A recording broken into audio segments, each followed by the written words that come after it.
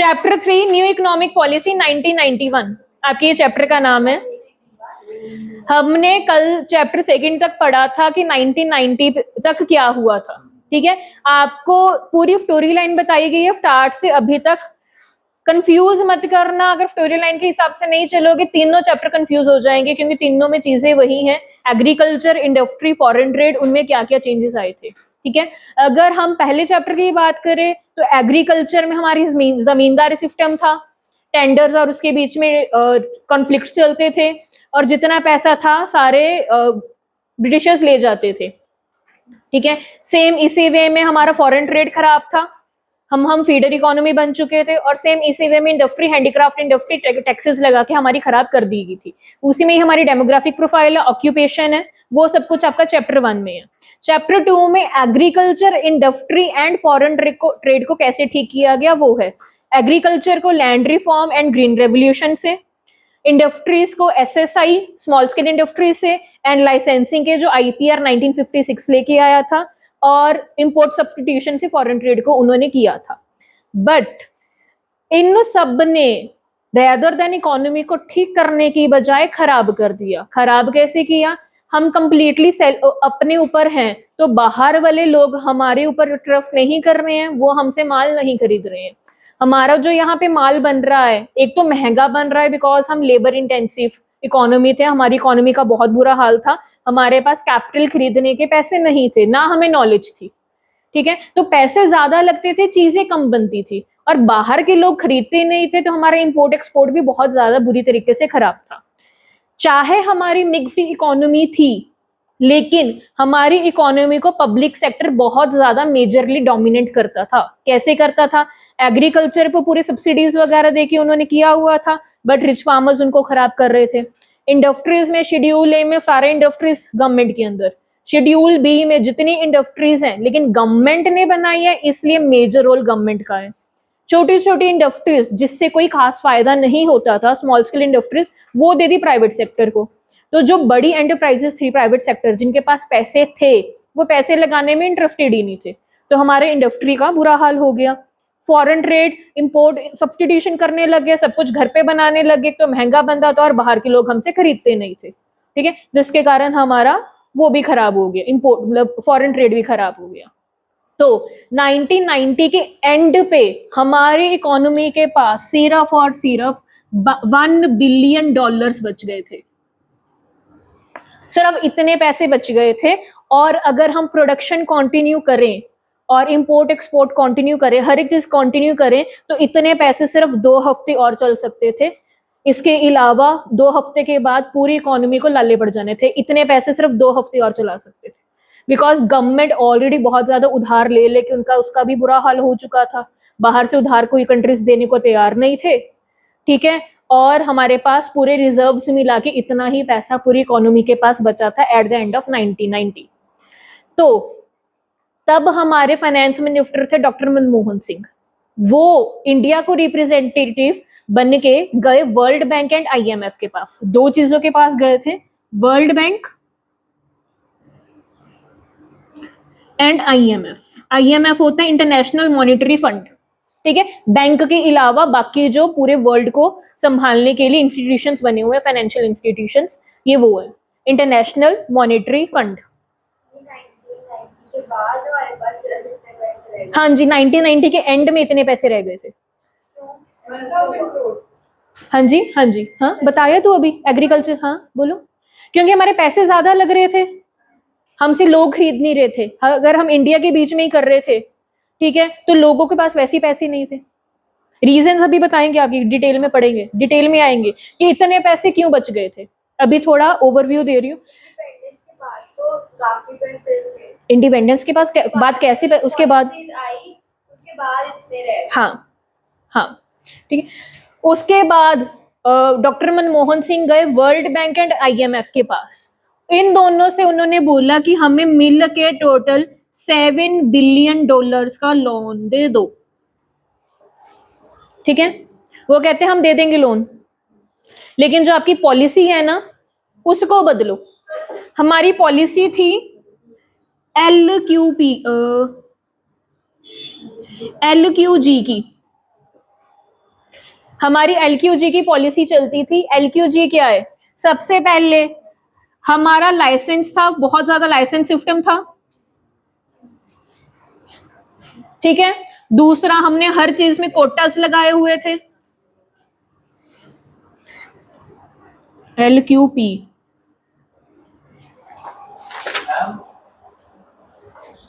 हाँ जी, हाँ जी, LQP का, हाँ जी बोलो। हमारे पास $1 बिलियन बचे थे, हाँ, कोई बैंक हमें हमारे पास जितने टोटल पैसे उसके 7 गुना का लोन देगा। वही तो बता रहे हैं ना, वही तो पढ़ने चैप्टर में, यही तो कर रहे हैं। हाँ हाँ, वही तो बता रहे हैं।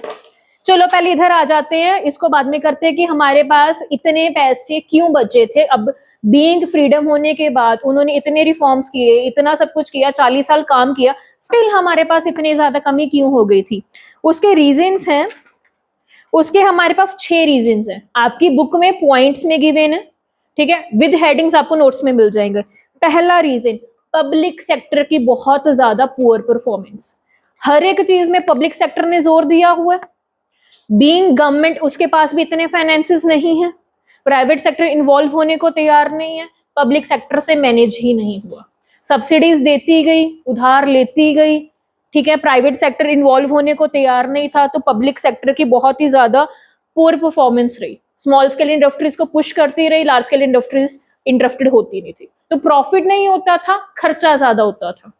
इसके कारण पहला रीजन है कि खर्चे बढ़ते गए बढ़ते गए बढ़ते गए, इनकम इतनी नहीं हो पाई, बिकॉज हमारी इकोनॉमी के लोगों के पास टैक्स पे करने जितने भी पैसे नहीं थे, सिर्फ गवर्नमेंट का खर्चा हो रहा था चीजें ठीक करने में, ठीक है, या फिर इंडस्ट्रीज वगैरह एग्रीकल्चर में डालने के लिए, चीजें करने के लिए, ठीक है।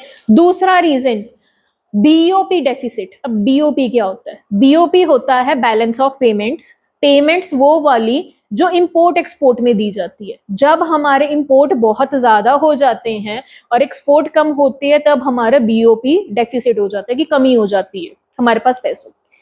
चाहे राज्य के उन्होंने टैक्सेस लगाए, चाहे राज्य के गवर्नमेंट ने कोटास लगाए, फिर भी हमारी इकोनॉमी बहुत ज्यादा इंपोर्ट करती थी, बिकॉज ब्रिटिशर्स ने हमारी इकोनॉमी को डिपेंडेंट इकोनॉमी बना दिया था। वो एक भी चीज अपने बेसिस पे नहीं कर सकती थी। जितना भी हम रॉ मटेरियल करते होते थे, हमें चीजें बनानी आती नहीं थी, हम सिर्फ इंपोर्ट करते होते थे। तो उस चीज की इतनी आदत पड़ गई थी कि रिस्ट्रिक्शंस लगाने के बाद, टैक्सेस करने के बाद भी हम बहुत ज्यादा इंपोर्ट करते थे, और वो इतना ज्यादा इंपोर्ट हो गया कि हमारे सारे के सारे पैसे बाहर चले गए, क्योंकि बाहर के लोग नहीं हमसे खरीदते थे, हम उनसे खरीदने लग गए, तो हमारे जितना पैसा था वो बाहर जाने लग गया, तो हमारी इकोनॉमी का पैसा डाउन होने लग गया। अगला, इन्फ्लेशनरी प्रेशर। इन्फ्लेशन कैसे कैसे होने लगी? अब गवर्नमेंट ने क्या करना है? इकोनॉमी को डेवलप करना है। गवर्नमेंट क्या कर रही है? लोगों की जेब में पैसे भर रही है। अगर लोगों की जेब में पैसे आएंगे तो वो डिमांड करेगी। अब डिमांड ज्यादा है, सप्लाई इतनी है नहीं, ठीक है, तो ऑब्वियसली इन्फ्लेशन हो गई होगा। ये हमने पढ़ा हुआ, अपनी पॉलिसीज में पढ़ा हुआ, इन्फ्लेशन होना ही होना है, तो इन्फ्लेशन बहुत ज्यादा था। फॉरेन एक्सचेंज रिजर्व्स हमारे फॉल हो गए। फॉरेन एक्सचेंज रिजर्व्स होते हैं जो हमारे पास फॉरेन करेंसी पड़ी है, उसे बोलते हैं फॉरेन एक्सचेंज रिजर्व, ठीक है। अब हमारे पास बहुत ज्यादा फॉरेन एक्सचेंज रिजर्व्स भी कम हो गए। जब हमारे पास इंडियन रुपीस कम हो गए तो हम डॉलर्स में खर्चा करने लग गए, बिकॉज बाहर से इंपोर्ट करना, हमें डॉलर्स चाहिए। इंडियन रुपीस को डॉलर्स में कन्वर्ट करने लगे, डॉलर्स को खर्चा करने लगे, तो जितने हमारे फॉरेन रिजर्व्स, जितने हमारे पास डॉलर से बाकी करेंसी पड़ी थी, वो भी बहुत ज्यादा कम होगी, गिरने लग गई, ठीक है। अगला, गवर्नमेंट ने बहुत ज्यादा लोन लिए, तो उसके ऊपर उसको पे ऑफ भी करना है, तो बहुत ज्यादा डेट क्रिएट हो गया। मैनेजमेंट तो हमने कहा ही है कि गवर्नमेंट की बहुत ज्यादा खराब थी। इन सब रीजंस के कारण हमारा पैसा खर्चा होता गया, बाहर निकलता रहा, और हमारे पास एट द ईयर 1990 सिर्फ इतने पैसे बच गए, इन स्पाइट ऑफ बहुत सारी चीजें करने के बाद भी, बिकॉज पब्लिक सेक्टर डोमिनेंट थी और वो प्रॉपरली मैनेज नहीं कर पाई। क्लियर हो गया? तो फिर वो वर्ल्ड बैंक और IMF के पास गई, ठीक है। वो कहते हैं आप हमारी हेल्प कर दो, आप ही हमारे दीनदाता हो, हम किसके पास जाएं, ठीक। तो वो गए, तो वो दोनों मान गए, $7 बिलियन हम आपको लोन दे देंगे, लेकिन उन्होंने रख दी कंडीशन। वो कहते हैं जो आपका LQP पॉलिसी है, इसको चेंज करो। अब LQP क्या है? एल मतलब लाइसेंस, जितने आपने लाइसेंस लगाए हैं कि इंपोर्ट एक्सपोर्ट करने लाइसेंस लगाओ, ठीक है, इंडस्ट्री खोलने लाइसेंस चाहिए, एक्सपेंशन करने लाइसेंस चाहिए, हर एक चीज के लिए लाइसेंस चाहिए, उसको खत्म करो। जितने आपने कोटास लगाए हैं कि इतना इंपोर्ट नहीं करना, इतना एक्सपोर्ट नहीं करना, इतने ये वाली इंडस्ट्री तो कोई और खोल ही नहीं सकता, ये इंडस्ट्रीज तो हमारे अंदर ही लिमिट है, इतनी इंडस्ट्रीज तो सिर्फ यही इंडस्ट्रीज खोल सकते हैं, जो अपनी लिमिट लगाई उस लिमिट को खत्म करो। पी, जो आपको परमिट चाहिए हर एक चीज के लिए, परमिशन चाहिए, उन परमिशंस को कम करो, जितनी फॉर्मेलिटीज है, जितनी डॉक्यूमेंटेशन है, उन चीजों को कम करो। नहीं, लाइसेंस हो गया कि आपको हर एक चीज के लिए लाइसेंस चाहिए, परमिट हो गया, परमिशन। अगर आपने काइंड ऑफ गवर्नमेंट का रोल था ना, अगर आपने कुछ भी करना, आपने एक जगह से दूसरी जगह ट्रेवल भी करना, तब भी आपको परमिशन चाहिए थी। हाँ, तब आपको कहीं पे भी जाने, कुछ भी करना, आपको परमिशन चाहिए थी, तो वो ये परमिशन हो गई। अगर आपने बाहर से सामान मंगाना तो भी आपको परमिशन चाहिए थी, लिमिट तो थी लेकिन परमिशन भी चाहिए थी। आप ऐसे ही नहीं मंगवा सकते थे कुछ भी, तो वो परमिशन को कम करो, खत्म करो। तो वो कहते हैं LQP पॉलिसी को बदल के LPG पॉलिसी लेके आओ। लिबरलाइजेशन, प्राइवेटाइजेशन,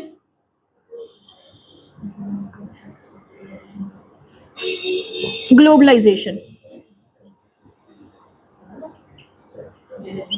हमने इस चैप्टर में LPG ही पढ़ना है, चैप्टर खत्म। तो जो ये LPG पॉलिसी लाए थे, ये उसको नाम दिया न्यू इकोनॉमिक पॉलिसी 1991। ये 1991 में आई थी न्यू इकोनॉमिक पॉलिसी, जिसे हम LPG पॉलिसी भी बोलते हैं। Liberalisation, privatisation, globalisation. लिबरलाइजेशन क्या होता है? लिबरल कर देना, फ्री कर देना, फ्रीडम कर देना, लाइसेंस खत्म कर देना। प्राइवेटाइजेशन, जितने भी उन्होंने अपने schedule A, schedule B, schedule सी में रिस्ट्रिक्ट की हुई थी ना, लिमिट लगाई थी, इतनी इंडस्ट्रीज हमारे पास, इतनी हमारे पास, इतनी, उन्होंने वो चीज खत्म कर दी, कोटास खत्म कर दी, उसे प्राइवेटाइजेशन, पूरे प्राइवेट सेक्टर को फ्रीडम दे दी, जो मर्जी बनाओ, जैसे मर्जी बनाओ। इंडस्ट्रीज फ्री कर दी, अपने अंडर इंडस्ट्रीज कम कर दी, कुछ चीजें सेल कर दी, पब्लिक सेक्टर काफी हद तक सेल कर दिया। तभी आज कम्युनिकेशन प्राइवेट भी है, पब्लिक भी है, बिकॉज ऑफ पब्लिक सेक्टर ने सेल कर दिया था, इसके थ्रू, प्राइवेटाइजेशन के थ्रू।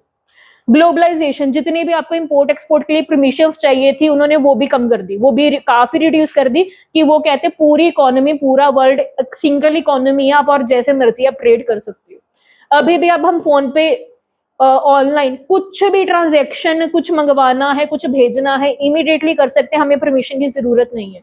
ये पॉलिसी आज तक चलती है, ठीक है। जो प्रेजेंट टाइम में पॉलिसीज चलती है वो LPG पॉलिसी चल रही है। अल्टीमेटली अब हम पढ़ रहे हैं प्रेजेंट टाइम की पॉलिसी, तो आपने इसको समझना है, आप प्रेजेंट टाइम से रिलेट कर सकते हो, ठीक है। क्लियर हुआ? अब हम सबसे पहले पढ़ रहे हैं लिबरलाइजेशन, L को एक डिटेल में, ठीक है। तो पहला टॉपिक है आपका liberalisation.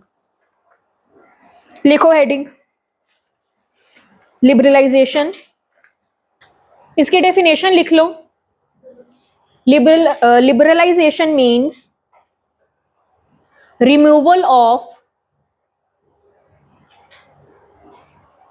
license and growth restrictions on private sector.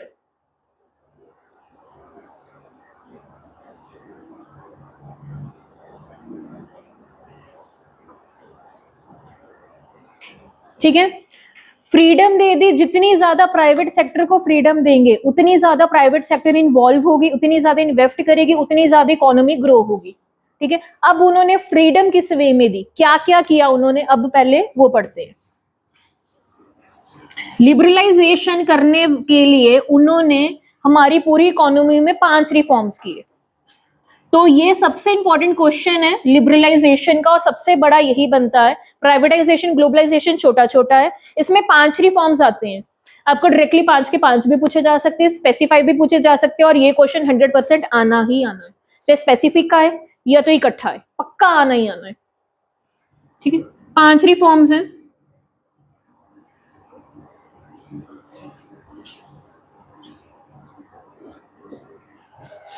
पहला आ गया आपका industry sector reform, industrial sector reform.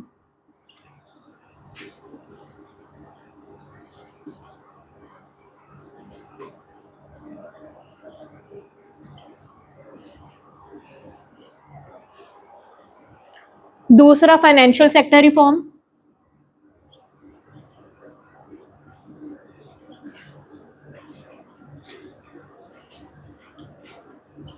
Tax reform,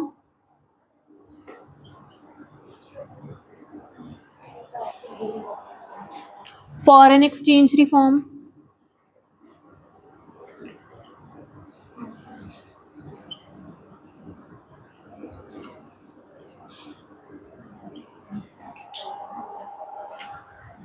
trade and investment policy.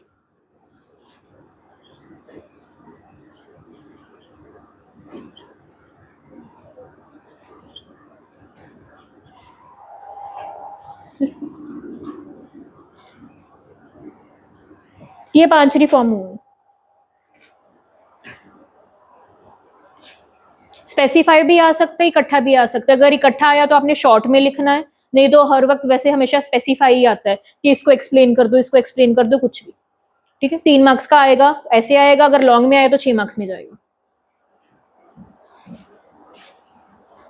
Reform का मतलब क्या होता है? हाँ जी, रिफॉर्म मतलब होते चेंज, चेंजेस लाना। ठीक है, इंडस्ट्री में क्या चेंजेस लाए, फाइनेंशियल सेक्टर में क्या चेंजेस लाए, टैक्स में, फॉरेन एक्सचेंज में एंड ट्रेड इन्वेस्टमेंट में। रिफॉर्म मतलब होते चेंजेस। ठीक, पहला आगे इंडस्ट्रियल सेक्टर रिफॉर्म। हमने आईपीआर 1956 में किया था, उन्होंने 3 कैटेगरीज में बांट दिया था, schedule A, schedule B and schedule C. इसमें थी 17 इंडस्ट्रीज, इसमें थी 12 इंडस्ट्रीज और रेस्ट इसमें थी, है ना। 17 कंप्लीटली हमारी गवर्नमेंट के अंदर थी, 12 हमारी थी प्राइवेट के अंदर, बट उसके लिए लाइसेंस जरूरी था। 12 के 12 के लिए लाइसेंस जरूरी था और रेस्ट। हाँ जी, तो ये हमारी चीजें तब थी। अब इस समय उन्होंने क्या चेंजेस लाए, ये हमने इंडस्ट्री सेक्टर में पढ़ना है। पहला चेंज लाए, इसकी बात कर रहे हैं। जो ये 12 इंडस्ट्रीज थी ना, उन्होंने इसको, इसका जो जितने लाइसेंस थे वो कहते खत्म हो गए। ये कम करके उन्होंने 5 ओवरऑल 5 इंडस्ट्रीज कर दी जिसके लिए लाइसेंस की जरूरत थी। ठीक है,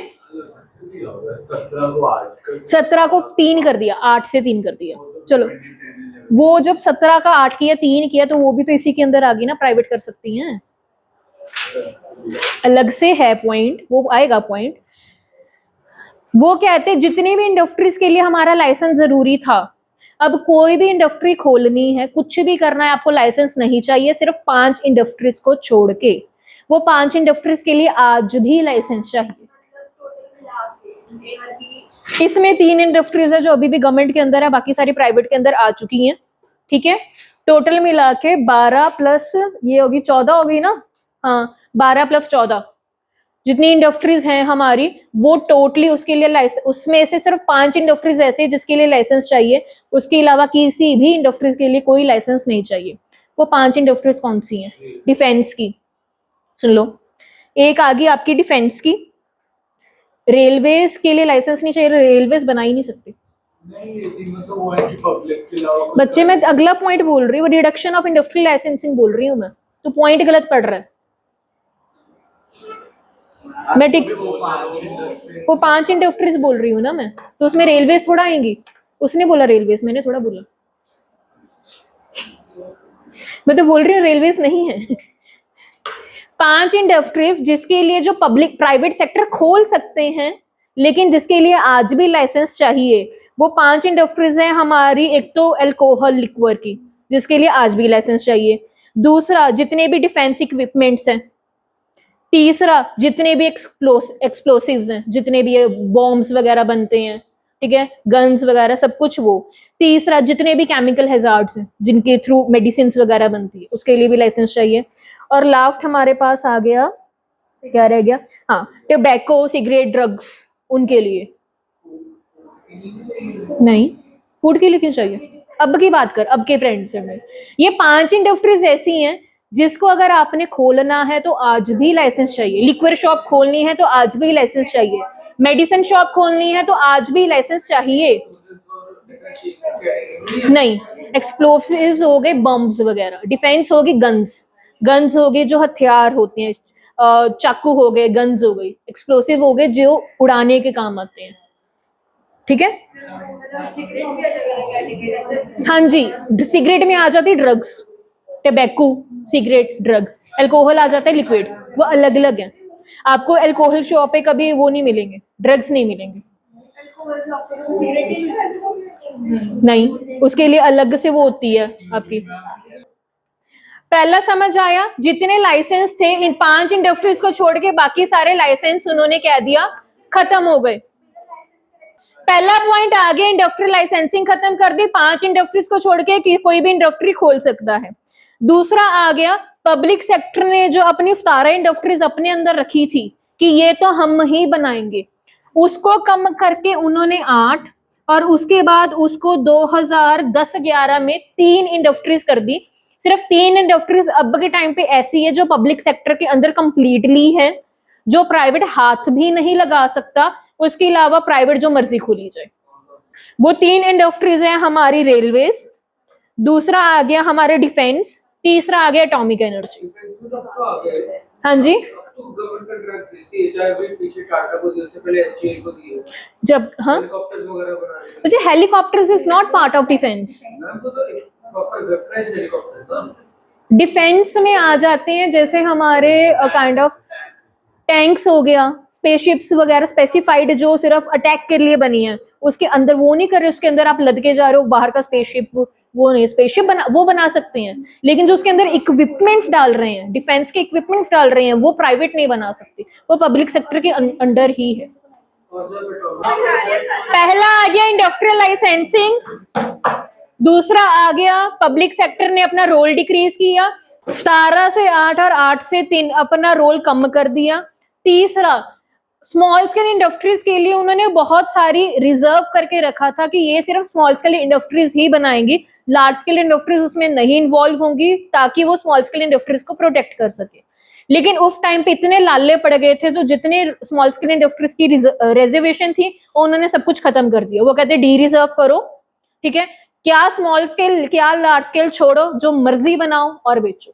तो जो स्मॉल स्केल इंडस्ट्रीज की चीजें थी अब वो लार्ज स्केल इंडस्ट्रीज भी बना सकती थी, ठीक है। फॉर एग्जाम्पल ऊन से बनी हुई चीजें, मैथस्टिक्स, छोटी छोटी चीजें जो सिर्फ स्मॉल स्केल इंडस्ट्रीज तक लिमिट थी, तो वो लार्ज स्केल इंडस्ट्रीज भी जैसे मर्जी बना सकते हैं, ठीक है। तो वो हो गया D reservation under small scale industries. तीसरा लास्ट हमारा आ गया monopoly policy and restrictive trade practices. जितनी हमारी ट्रेड थी ना, इंपोर्ट एक्सपोर्ट करना, ये कुछ भी करना, गवर्नमेंट ने उसके ऊपर बहुत ज्यादा रिस्ट्रिक्शंस लगाई हुई थी, जिसे हम MRTP एक्ट बोलते हैं। उन्होंने वो एक्ट ही खत्म कर दिया। वो कहते हैं अब से ये एक्ट है ही नहीं, जैसे मर्जी करो, जो मर्जी इंपोर्ट एक्सपोर्ट करो, जो मर्जी बनाओ, जो मर्जी बेचो, जितना मर्जी एरिया एक्सपैंड करो। पहले में था न्यू खोलने के लिए लाइसेंस, 2 पॉइंट्स और थे, एक्सपैंड करने के लिए और हमने अगर न्यू कैटेगरी इंट्रोड्यूस करने के लिए, वो हमारा MRTP एक्ट के अंदर आता था। उन्होंने वो एक्ट ही खत्म कर दिया। अब कहते हैं जैसे मर्जी एक्सपैंड करो, जितने मर्जी न्यू प्रोडक्ट्स लॉन्च करो, फुल फ्रीडम है। ये हमारा आ गया लिबरलाइजेशन का इंडस्ट्रियल सेक्टर रिफॉर्म, ठीक है। दूसरा हमारा आ गया फाइनेंशियल सेक्टर। फाइनेंशियल सेक्टर मतलब पैसा, पैसा किसके पास होता है? गवर्नमेंट के पास, गवर्नमेंट के पास या फिर RBI के पास। उस टाइम पे प्राइवेट बैंक्स होते ही नहीं थे, सिर्फ और सिर्फ पब्लिक बैंक थे। पब्लिक बैंक भी कौन? RBI या फिर जो हमारे नॉर्मल पब्लिक बैंक है, SBI हो गया, स्टेट बैंक ऑफ, हाँ, कमर्शियल बैंक्स में जो गवर्नमेंट के अंदर बैंक्स थे, दैट्स इट। प्राइवेट बैंक्स नहीं होते थे, येस बैंक हो गया, ICICI हो गया, ऐसे कोई बैंक्स नहीं थे, ठीक है। तो फाइनेंशियल सेक्टर में पहला उन्होंने क्या किया, प्राइवेट सेक्टर को कह दिया आप भी बैंक्स खोल सकते हो।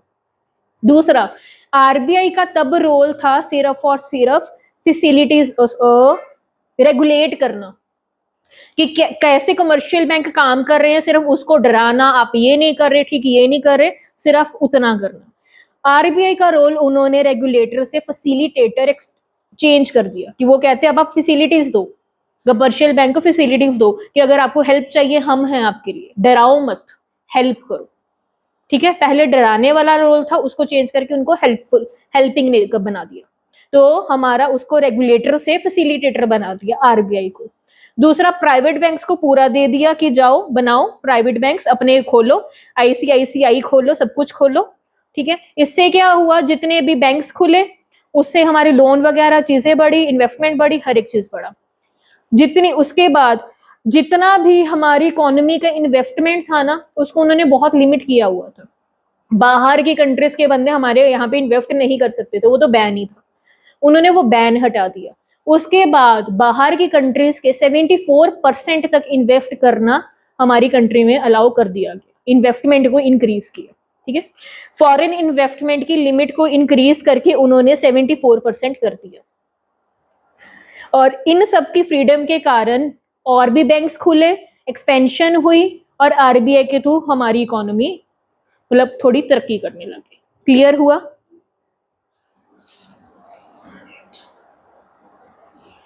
क्लियर हुआ? नहीं, रुक जाओ। अगला आ गया हमारा टैक्स रिफॉर्म्स।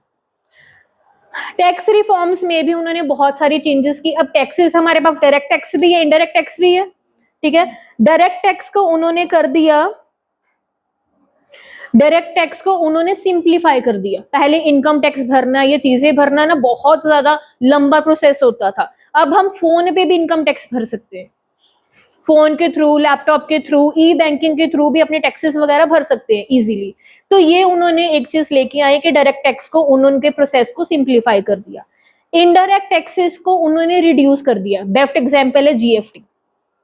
जीएसटी जब इंट्रोड्यूस हुई उसने सारे टैक्सेस को कवर करके सिंगल टैक्स बना दिया, ठीक है। तो जीएसटी जैसे उन्होंने तब टैक्स लेके आए थे, जिसके कारण उन्होंने इनडायरेक्ट टैक्सेस को कम कर दिया।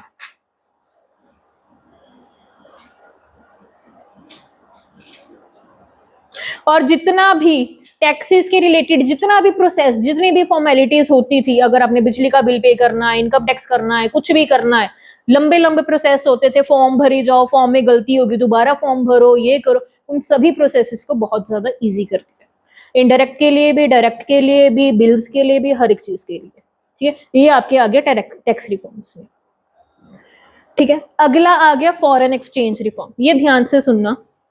फॉरेन एक्सचेंज को बढ़ाने के लिए, फॉरेन एक्सचेंज का बढ़ाना मतलब हमारी कंट्री में डॉलर्स का आना, हमारी कंट्रीज में और ज्यादा डॉलर्स लाने के लिए गवर्नमेंट ने मेजर स्टेप उठाया था डीवैल्यूएशन की।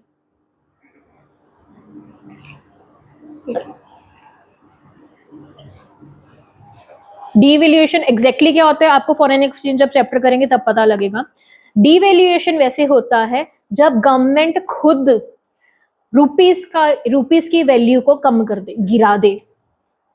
कि मतलब पहले अगर $1 हमारा 50 रुपए का आता था, अब वही $1 हमें 80 रुपए का पड़ेगा। जब ये चीज गवर्नमेंट करती है उसे डीवैल्यूएशन बोलते हैं। अगर ये मार्केट फोर्सेस के कारण हो तो इसे डेप्रिसिएशन बोलते हैं, ठीक है। तो गवर्नमेंट ने हमारे रुपीस की वैल्यू को गिरा दिया था। ऐसा क्यों करते हैं? ताकि इंपोर्ट्स कम हो जाए और एक्सपोर्ट्स बढ़ जाए। अब बाहर की कंट्री के पॉइंट ऑफ व्यू से सोचो, जहां पे $1 में, $1 में उनको 50 रुपए की चीज मिल रही थी, अब $1 में उनको 80 रुपए की चीज मिल रही है। उनको तो फायदा हो रहा है। जितना उनको फायदा होगा उतना हमारी कंट्री से माल खरीदेंगे, जितना माल खरीदेंगे हमारी इकोनॉमी में पैसा आएगा, एक्सपोर्ट्स बढ़ जाएंगे। हमारी कंट्री क्या करेगी?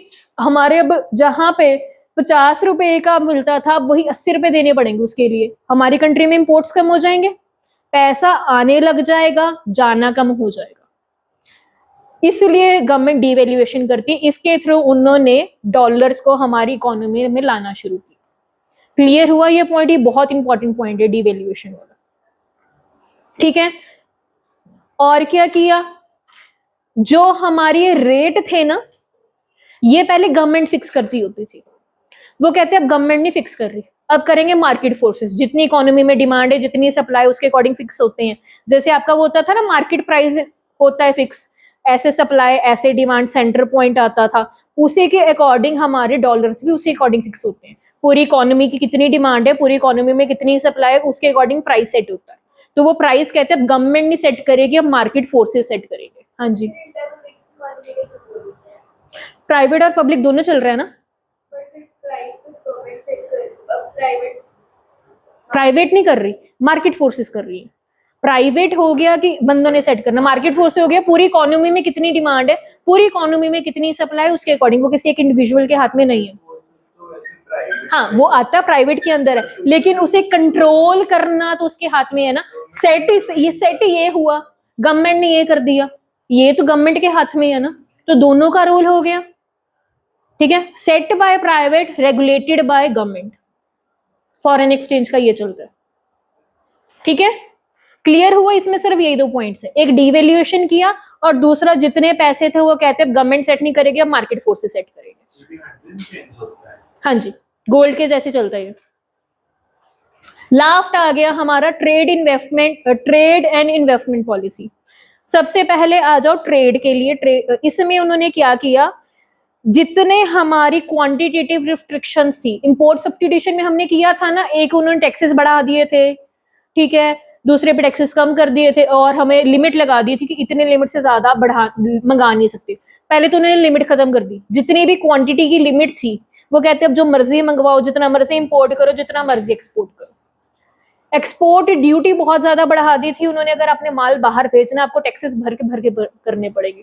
इंपोर्ट ड्यूटी भी थी। टैरिफ पहले बढ़ाए थे ना, अब उन्होंने खत्म कर दिए। रिमूवल ऑफ एक्सपोर्ट ड्यूटी को बहुत ज्यादा कम कर दिया, जैसे मर्जी बाहर भेजी जाओ, ठीक है। बिकॉज पहले लाइसेंस की जरूरत थी इसलिए एक्सपोर्ट ड्यूटी भी ज्यादा थी, अब लाइसेंस नहीं चाहिए तो एक्सपोर्ट ड्यूटी भी नहीं चाहिए। बाहर से जितना मर्जी मंगवाओ, बिकॉज ग्लोबलाइजेशन होने लग गई थी, लेकिन इसी में आएगा, बाहर से जितना मर्जी मंगाओ तो उसके ऊपर भी आपका टैक्स कम लगेगा, ठीक है। रिडक्शन ऑफ इंपोर्ट ड्यूटी, इससे क्या हुआ, बाहर और इंडिया की ट्रेड बहुत अच्छा हो गया कि हम बाहर भेज भी रहे हैं, बाहर से मंगवा भी रहे हैं, तो उनका हमारे ऊपर ट्रस्ट बिल्ड होने लग गया, ठीक है। दूसरा इन्वेस्टमेंट हमने किया है कि बाहर की कंट्रीज को इनवाइट किया कि आओ हमारी कंट्री में इन्वेस्ट करो, ठीक है। जिससे क्या किया, हमारा जो इंपोर्ट करने के लिए भी हमें लाइसेंस चाहिए था पहले, अगर आपने इन्वेस्ट करना है हमारी कंट्री में तो भी लाइसेंस चाहिए था, अगर आपने इंपोर्ट करवाना है तब भी आपको लाइसेंस चाहिए था कि ये देखो मेरे पास इंपोर्ट कराने का लाइसेंस है, मुझे इंपोर्ट करने दो। उसके बाद आपको टैक्स भरने पड़ते थे, उसके बाद आपकी लिमिट थी, तो वे लाइसेंस को खत्म कर दिया कि अब आपको इंपोर्ट करने के लिए कोई लाइसेंस नहीं, घर पे बैठा कोई भी बंदा जब मर्जी जो मर्जी इंपोर्ट करवाई जाए, जो मर्जी जहां मर्जी से खरीदी जाए। हम भी घर बैठे जो मर्जी खरीदते हैं, हमारे पास लाइसेंस नहीं है, पहले था। एलपीजी ने लिबरलाइजेशन ने उसको खत्म कर दिया। क्लियर हुआ? ये आपका ओवरऑल लिबरलाइजेशन का कॉन्सेप्ट था, जिसमें आपने 5 रिफॉर्म्स लिखने हैं। इसके डेफिनेशन लिखे, in liberalisation government has made 5 reforms, 5 reforms, उसको एक्सप्लेन करना। क्लियर हुआ? सबसे बड़ा टॉपिक अगर था पूरे इस चैप्टर का तो यही लिबरलाइजेशन टॉपिक है। प्राइवेटाइजेशन एंड ग्लोबलाइजेशन, जो हाँ है टॉपिक सारे इजी है, प्राइवेटाइजेशन एंड ग्लोबलाइजेशन बहुत छोटे छोटे टॉपिक्स हैं। हाँ